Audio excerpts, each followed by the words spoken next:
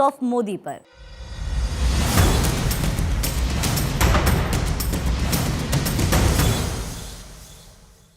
जब हम health ministry के लिए गाना बना रहे थे तो हमें मोदी जी के फोटो और कुछ वीडियो शूट करने थे, और इस विषय में जब हम उनसे मिले तो उन्होंने समय तो दिया ही, साथ ही बहुत से सुझाव भी दिए। ये कहना है सिंगर कैलाश खेर का।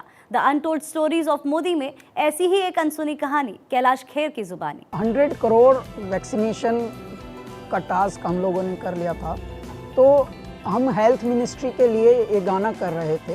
तो उसमें हमें कुछ पिक्चर्स और एक दो इस तरह के कुछ वीडियोस के क्लिप्स हमें साहब के यूज़ करने थे, प्रधानमंत्री जी के। उसके लिए हमको साहब तक पहुंचना पड़ा। अब जब हम साहब के यहाँ तक पहुँचे तो उन्होंने कारण पूछा क्या कर रहे हैं। हमने जब बताया इसके लिए हम कर रहे हैं, तो हमें न केवल उन्होंने परमिशन दी परंतु कुछ एक दो सुझाव भी दिए।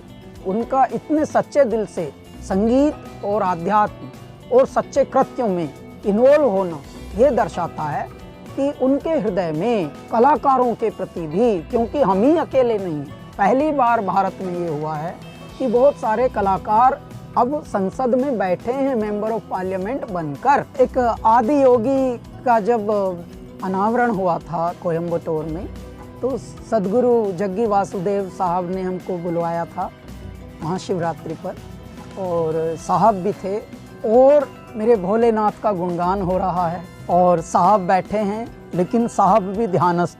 और उसके बाद हम लोगों ने गाया आदि योगी, और उसकी जो प्रस्तुति थी वहाँ प्रधानमंत्री जी बैठे हैं ध्यानी बनकर, समाधिष्ठ होकर और एकाग्र होकर बैठे हैं। उसके बाद मैं भाग के गया और साहब से बात हुई, बहुत प्यारा लगा।